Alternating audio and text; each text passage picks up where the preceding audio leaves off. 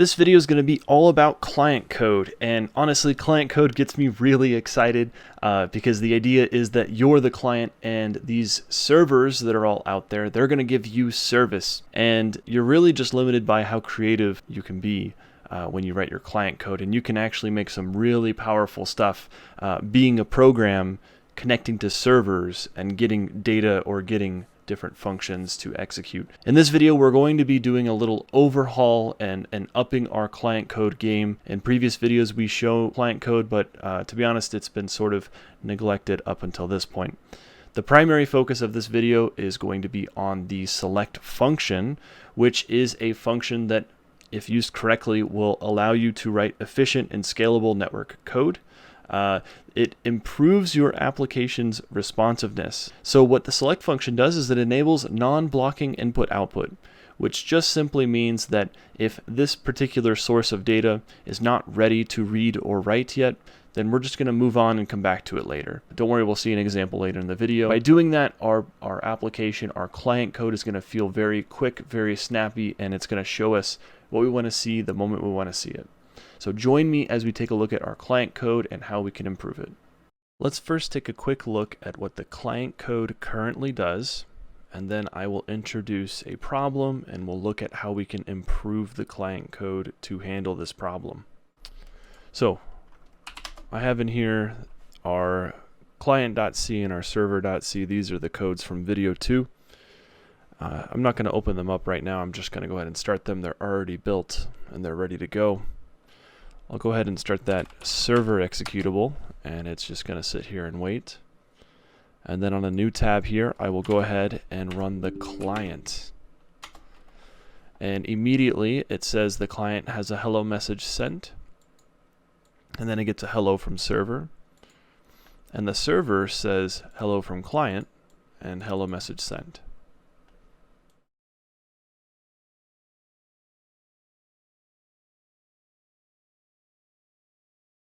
And so there you can see it side by side. Okay, let's demonstrate a problem. I have here the server code, and I'm going to scroll down to here where we read from the client and then we send it our hello message. And what I'm going to do is I'm going to say, oh, maybe the client is going to send first and the server is going to send first.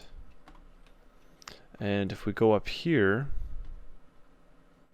let's change this message to say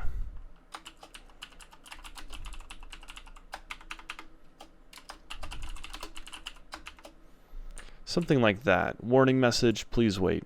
And I'm going to change this to say warning message sent. Okay, so you can probably imagine, or maybe you'll be interested to see what happens. Let's go ahead and minimize this.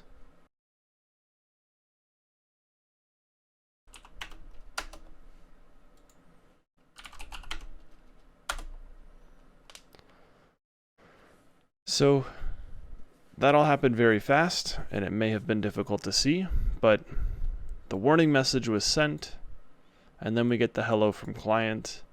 Meanwhile, the client said hello message sent, and then we saw the warning message, please wait. So let's see if we can illustrate why this might be a problem. So to illustrate this problem, let's modify the client.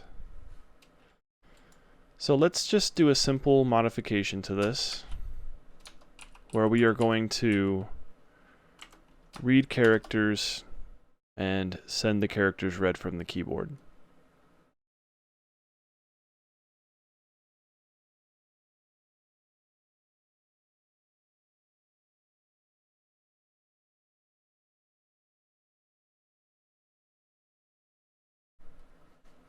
Okay, so we're going to read from the user's input and send that, and then we're going to see what the server says. And at the same time, let's change this message again, and we'll put it something like that.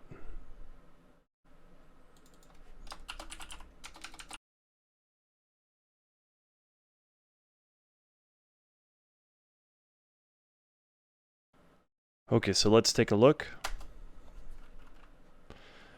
We see that the client is currently waiting for us to type something, Meanwhile, the server sent its login message and it's expecting the client to start logging in.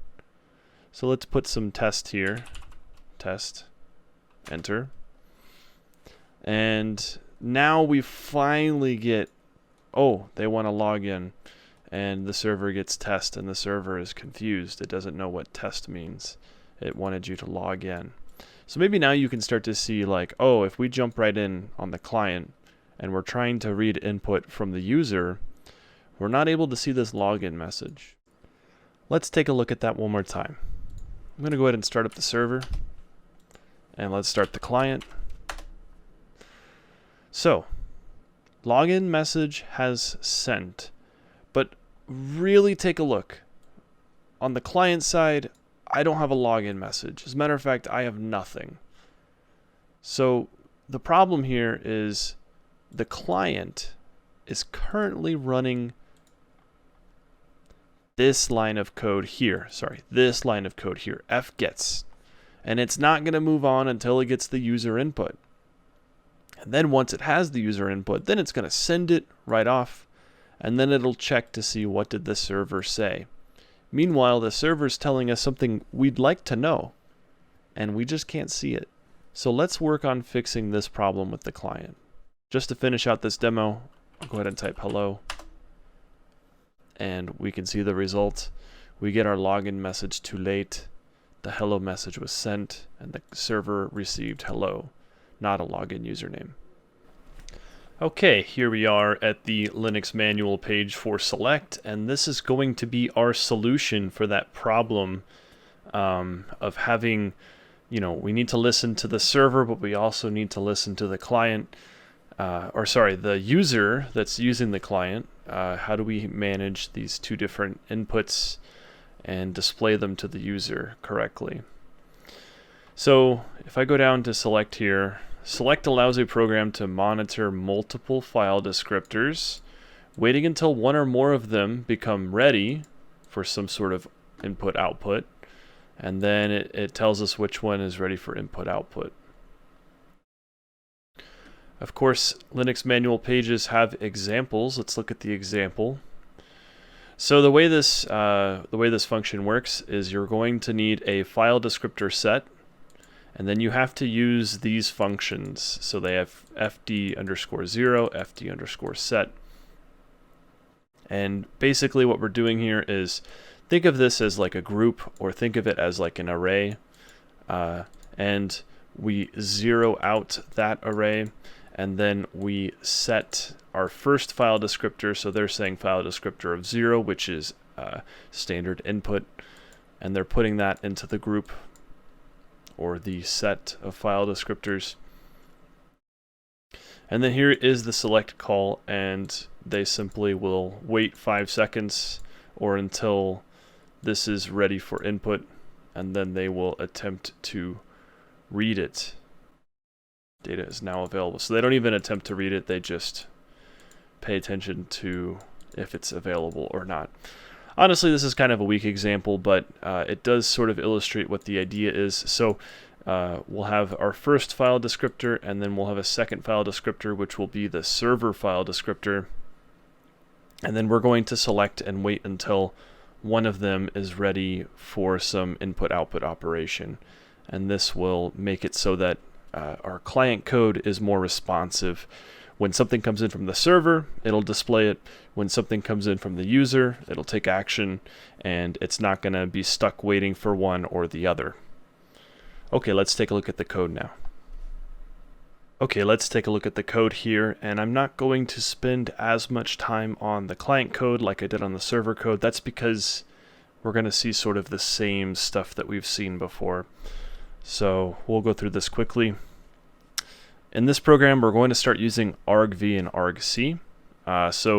If you're not familiar, these arguments here on your main function, that is how you are able to supply arguments to your program.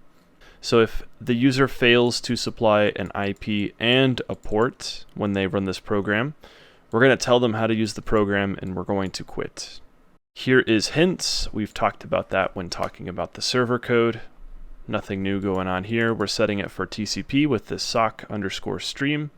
And then here, we're using the get address info, which as you can see with the IntelliSense pop-up here, it's going to translate the name. It does a lot of work for us. It takes these strings, these character arrays, and hence, and it fills out our server address for us. Server address is a server info struct, and that is what we can use to create a socket and get connected.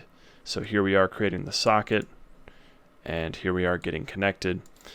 And then now that we're connected, we don't need that server address struct anymore, so we can actually free that resource. And we're connected. So now here is the critical area of this code. This is where we're going to start. We need to know, did the user type something, or did the server send us something? And it's hard for us to write code that is going to pay attention to both. We can listen to one or we can listen to the other. So this is where we're going to start using that select function. So I have, as we saw in the man pages, that file descriptor set. I have a file descriptor group of type fd set. I have a buffer, and we're going to have a time val which we supply to the select. This is just how long we're going to wait, wait for one or the other to be set, or both. Here we're using those functions, so we need to zero out our file descriptor set, and then we're going to give it our first file descriptor, which is our socket, and then we're going to give it another file descriptor, which is std file no. So this is just simply 0, but this is the standard input, so it's just a define. And this is in UniSTD, which we have included at the top here. So now that our group is loaded up, one thing I want to note is every time we loop through the while loop, we do this again. We zero out the group and we put our file descriptors back in there. And that is not a mistake. This is important because select actually modifies the file descriptors after it runs. So we have to redo, put everything back to the initial condition before calling select again. Same thing with the time val struct. Select is going to modify it after it runs. The man page explains why it modifies it and what it's doing when it modifies it, and I encourage you to go take a look at the man page. Link is in the description, and find out what it's doing and what do you get when it modifies wait. And so here it is. This is the feature that we're focusing on in this video, the select function call. So one interesting thing about select is you need to supply a value here that is larger than any of your file descriptors in your set. So in this case, since we know that standard in is 0, then we know that our only other file descriptor is probably the largest one in the set. So we just have to add 1 to it and we can use that. Then we give select our file descriptor group. And then notice that we don't have any write file descriptors and we don't have any accept file descriptors. We're just doing read only. We're checking for reads. So those are zeroed out. And then lastly, we give it our timeout struct, which is wait. And if select returns and it comes out less than 0, so -1, then we know select failed. Any other situation, we're just going to carry on. And after select runs, it's modifying our file descriptor group, and it's modifying our file descriptors, and it's modifying our wait value. So now we use this function call, fd is set, to check if the file descriptor was set, and we can process it from there. So first we'll check the socket, or did the server give us something? And if it did, we're going to go ahead and receive from the server. We're no longer using read. Receive is probably the better thing to use here, 100%. And if it's less than 1, then that means that the connection was closed by the server. So if the server returned 0 bytes from this receive, then the server said goodbye, and we should break out of here. We should break out of this infinite loop. Otherwise, after receive v runs, our buffer will be filled, and we will print out the buffer. And then we're going to reset the buffer to 0, I suppose we can move that inside our if statement.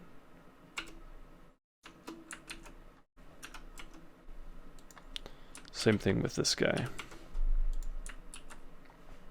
So now down here we're checking for, is file descriptor is set. Did the user provide input to the standard input? Is that ready? And if it is, this code will execute.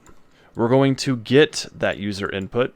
And if we fail to get that user input, we're going to break out of here. Then we're going to send that user input, and we're just going to simply print an extra blank line and reset the buffer. Let's see it in action. So in this scenario, let's not connect to, well, first let me get to the correct folder.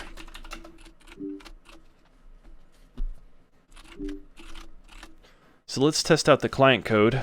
I'm going to go ahead and build that. And then let's go ahead and run it. And you can see it's telling us you need to supply an IP and a port. In this video, we're not going to deploy to Azure. We've already deployed the server code in a previous video. If you want to, on your own, link the client code up with your server code, that would be a good exercise to do, but we're going to, for the sake of time, not do it in this video. Instead, what we'll do is we'll do something interesting. I'm going to ping google.com.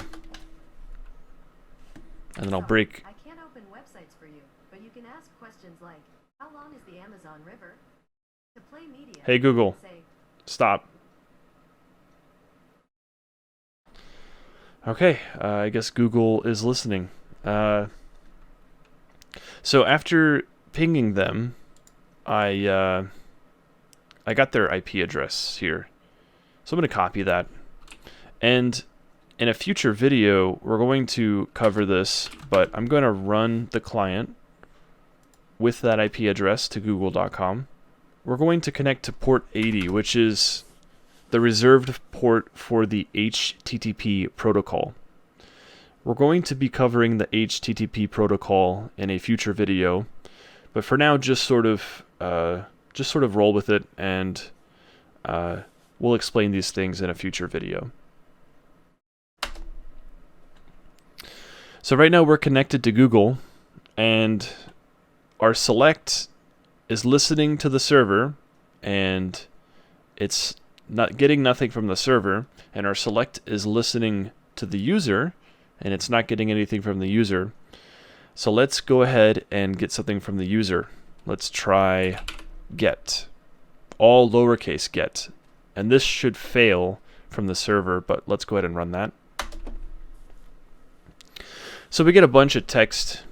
This is looking, yes, this is HTML.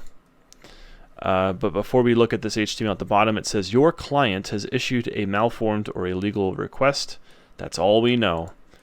And then the server closed our connection. So what happened here was our client code detected that the user provided input, and so it printed a blank line.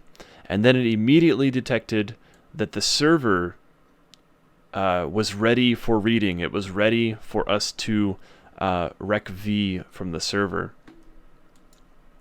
And so it ran the code to print out the buffer from the server. And then it detected again that the server was ready for another rec v. And when that was executed, when the receive ran, it read 0 bytes, which means that the server closed the connection. And so we closed down the socket and we finished. That's pretty cool. Let's do something interesting. I'm going to issue get in all capital letters, and we get a lot of HTML. Yeah, lots of HTML. We can't really read this HTML with our eyes in this form. The computer likes to read this kind of HTML. So let's just sort of highlight all of this. Oh man.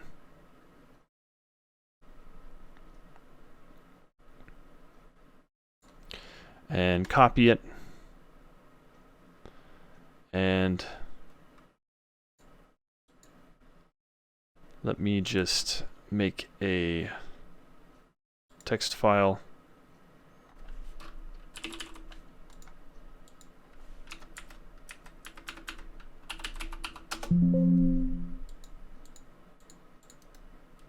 So I changed the file type to HTML. Let me just paste in the code.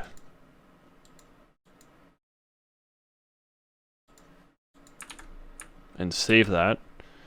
And I'm now going to open this HTML file. And let's zoom in here. And hey, this is sort of looking like, this looks like Google, right? We did a GET call and we received HTML that looks pretty much like google.com.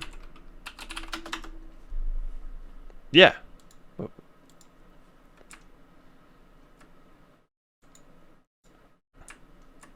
Looks a little different, but the idea is there. Okay.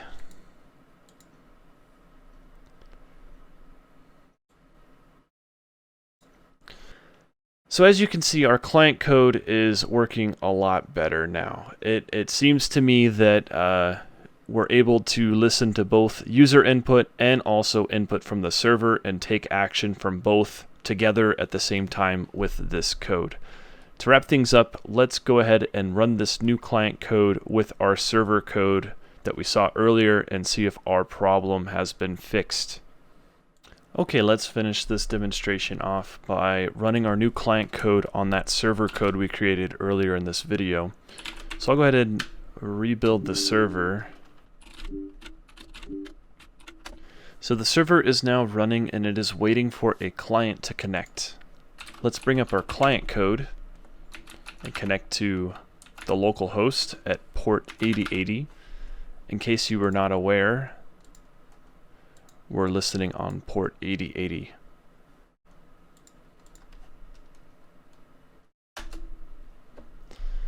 So as soon as the client is brought up and it's running, we can see we have our login message because our client code discovered, hey, the server sent us something, let's print that out.